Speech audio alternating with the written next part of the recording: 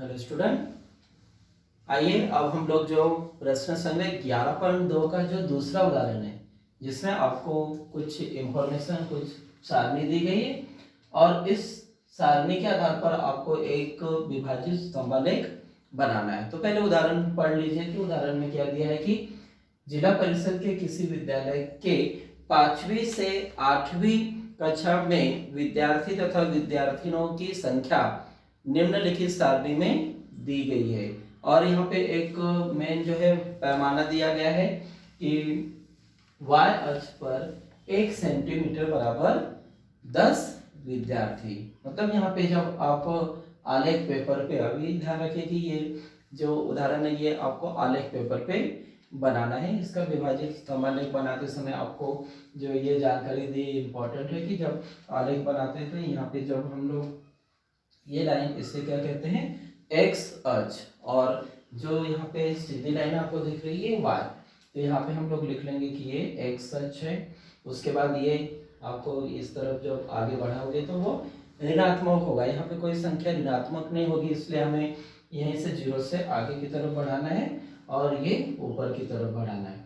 उसके बाद आपको और एक ध्यान रखना है कि आलेख में ये एक से ये जो लाइन होती है ये 1 सेंटीमीटर की होती है, 1 सेंटीमीटर का ये डिस्टेंस होता है। तो यहाँ पे आपको जो पैमाना दिया है वो पैमाना सबसे पहले लिख लेना है कि पैमाना क्या दिया हुआ है। तो इसमें हमें पैमाना दिया है कि पैमाना बराबर y अक्ष पर 1 सेंटीमीटर बराबर 10 विद्यार्थी। इसलिए आपको यहाँ पे जो y अक्ष पे यहाँ पे 1 सेंटीमीटर का, यहाँ से यहाँ तक जो 1 सेंटीमीटर है वहाँ पे 10 से शुरू करना है। मतलब एक लाइन एक ही है, ध्यान में रखिए कि इसके बीच में भी आपको कितनी लाइन होगी, ये 5वीं 6 7 8 9 10, और ऐसे 10 लाइन आपको यहाँ पे दिखाई देंगे। तो जब हम लोग इस 10 को, क्योंकि 1 सेंटीमीटर में 10 है, तो 10 से अगर भाग करते हैं तो यहाँ पे 0 के बाद एक पहला जो पॉइंट होगा वो 1 का है, मतलब एक लाइन 1 की हुई। अब यहाँ पे 10 है, फिर ये 20 30 ये 40 50 ये 60 और ये 70, जितना आपको जरूरत है आप वहाँ पे बना सकते हो, क्योंकि ये और ऊपर तक हम लोग बड़ा कर सकते हैं। उसके बाद देखिए यहाँ पे जो एक्स अक्ष पे हमें क्या लेना है, क्लास लेनी है, मतलब यहाँ पे हमें लेना है जो कक्षा है। तो पहले यहाँ पे है 5वीं, एक लाइन छोड़ के 1 सेंटीमीटर छोड़ के जो ग्राफ है वो लाइन लेना है हमें। फिर यहाँ पे ये 6वीं की क्लास हो गई, ये 7वीं हो गई और ये 8वीं। ऐसे 4 क्लास के हमें क्या करना है, विद्यार्थी जो है छात्र और छात्राओं का विभाजित स्तंभालेख बनाना है। तो ये y पे क्या हम लिखेंगे, विद्यार्थियों की संख्या। तो यहाँ पे आप लिख सकते हो विद्यार्थियों की संख्या। सीधा लिखने के लिए हमें यहाँ पे जगह कम पड़ेगी, तो हम लोग इस तरह से लिखेंगे कि ये विद्यार्थियों की संख्या है। उसके बाद पैमाना हो गया। अब आपको यहाँ पे संकेत दिखाने, संकेत कैसे दिखाना है कि आपको छात्र कैसे दिखाने। मान लीजिए मुझे यहाँ पे 2 चीजें दिखानी है, एक छात्र और एक छात्रा है, मतलब जो लड़के लड़कियां दिखानी है। तो यहाँ पे मैंने ये सिंबल ले लिया, किसके लिए, छात्र के लिए। और अगर खाली रखता हूँ और उसको मैंने दिखा दिया कि ये छात्राएं हैं, तो उस बॉक्स को हम लोग क्या करेंगे, खाली रखेंगे।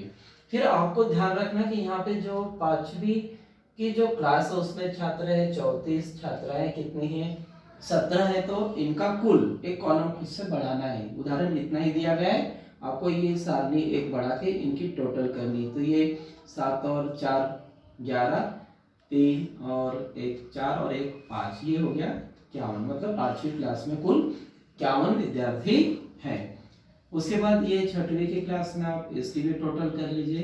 तो ये 10 3 और 1 4 40 विद्यार्थी हैं।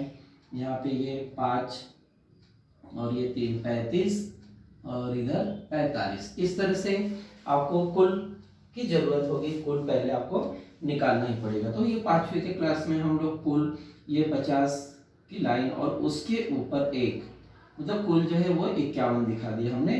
तो यहाँ पे हो गया ये, क्या मैंने ये लाइन एक्स्ट्रा बना के रखी थी, आपकी ग्राफ की लाइन ऊपर होगी, इसलिए आपको ऐसे बनाने की जरूरत नहीं है। आपके आलेख बुक में या आलेख पेपर पे ये 1-1 सेंटीमीटर की डार्क लाइन पहले से बनी हुई है। तो आपको क्या करना है, सिर्फ 50 और एक ऊपर, ये 50 और उसके ऊपर एक, ये जो पहला 51 है बना लीजिए। फिर यहाँ पे छात्र कितने हैं, 34 है।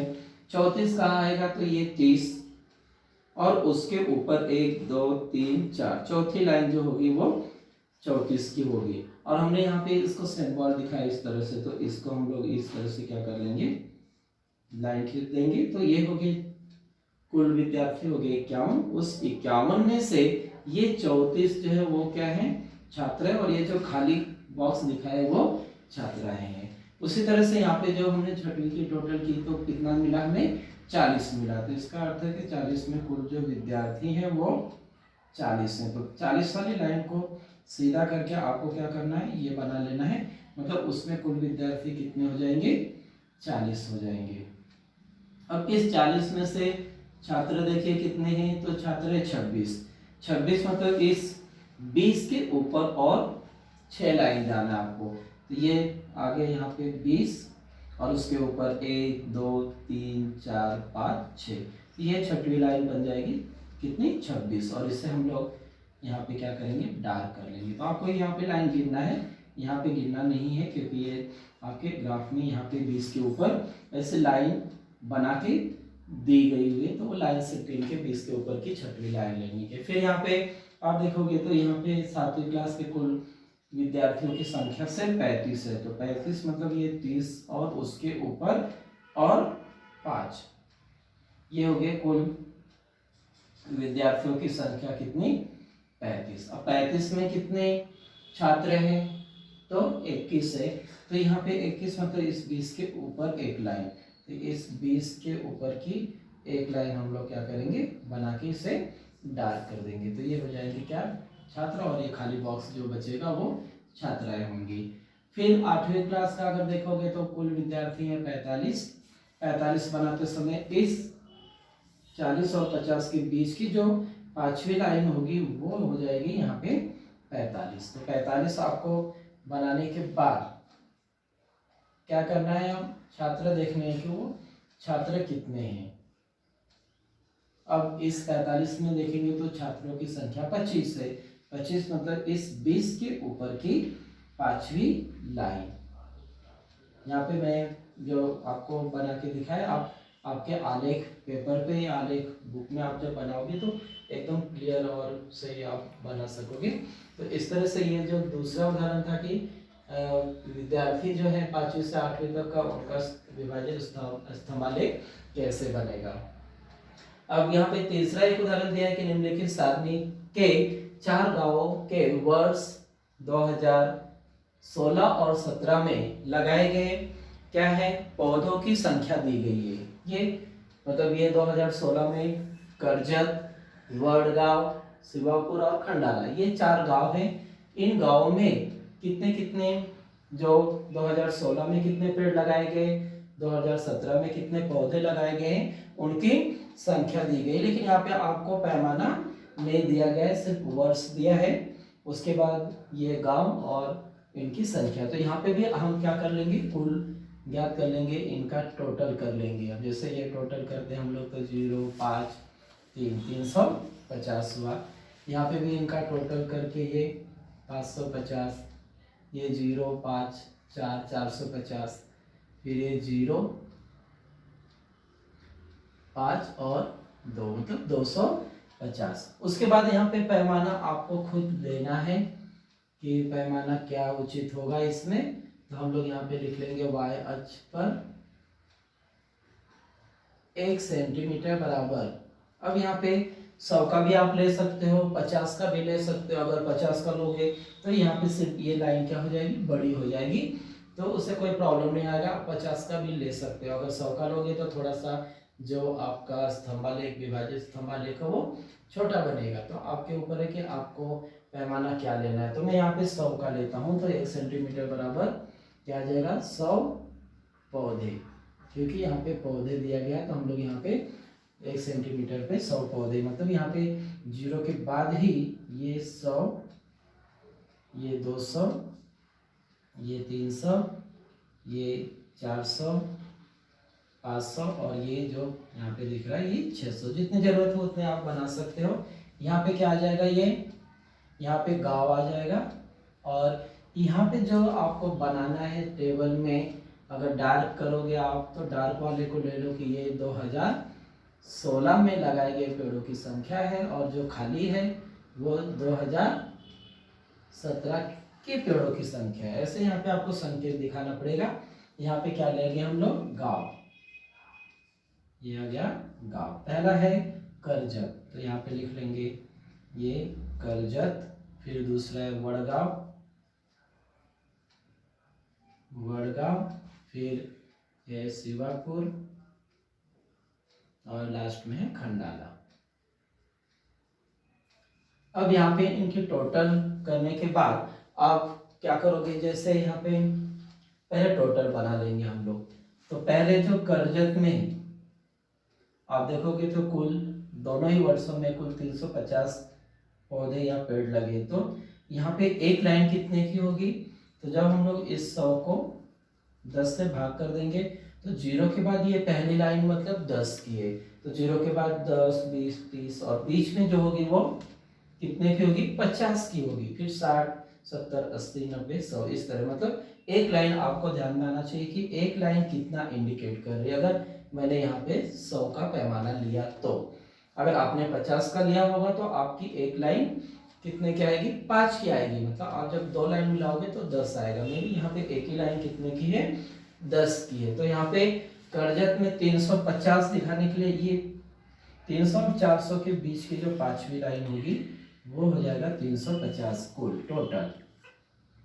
अब इस 350 में से 2016 में पेड़ लगाए गए संख्या है वो 150 है। तो 150 मतलब 100 और 200 के बीच में जो 5वीं लाइन होगी वो, और उसको मैंने यहाँ पे इस तरह से दिखाया है। मतलब ये 2016 में लगाए गए पेड़ों की संख्या है और ये बचा हुआ जो है वो 2017 की है। उसी तरह से जो वडगांव है उसमें कुल पेड़ों की संख्या है 550। 550 कहाँ आएगा, 500, 600 के बीच में। तो यहाँ पे इनके बीचों बीच यहाँ पे ये पहले टोटल करके मैंने मार्क कर लिया। अब यहाँ पे देखिए ये हो चुका है, ये 2016 में पेड़ों की संख्या 250 पौधे लगे। 250 कहाँ आएगा, 200 और 300 के बीच की जो 5वीं लाइन है वो। तो यहाँ पे देखो 200 और 300 के बीच की जो 5वीं लाइन है यहाँ पे आ गया, और इसे मैंने इस तरह से डार्क कर दिया। ये बन गया वडगांव का। फिर लास्ट तीसरा जो है वो शिवापुर में कुल 450 है। 450 कहाँ आएगा, 400 और 500 के बीच की 5वीं लाइन, यहाँ से ये 5वीं लाइन। ये हो गया कुल पौधों की संख्या। अब उसमें से 2016 में लगे 200 पौधे। तो 200 पौधे मतलब ये 200 की जो लाइन होगी आपके आलेख पेपर पे, वहां से क्या कर लोगे आप, मार्क कर लोगे इधर, और उसके बाद इसे हम लोग डार्क कर देंगे। फिर खंडाला का देखेंगे तो बहुत कम पेड़ लगाए गए हैं, वो सिर्फ कितना है, 250 है कुल। और उसमें से 100 पेड़ जो है वो 2016 में लगाए गए हैं, और 150 जो पेड़ है वो 2017 में लगाए गए। तो इसमें आपको क्या करना है कि 100 पेड़ जो है वो यहाँ पे मार्किंग कर लेनी है 100, और उसके बाद इसे डार्क कर लेना है। अब इसे डार्क करने के बाद ये क्या दिखाएगा कि कुल जो पेड़ लगाए गए वो कितना है, 250 है। उनमें से ये जो डार्क किया है वो 2016 में लगाए गए पेड़ों की संख्या है, और ये जो खाली दिख रहा है वो 2017 में लगाए गए पौधों की संख्या है। तो कितना आसान है विभाजित स्तंभालेख बनाना। सिर्फ आपको ध्यान क्या रखना है कि जो जितने भी चीजें दी गई उनका जोड़ के पहले मार्क कर लेना है, उसमें से उसे विभाजित कर देना है। इसलिए इसे क्या कहते हैं, विभाजित स्तंभालेख भी कहते हैं।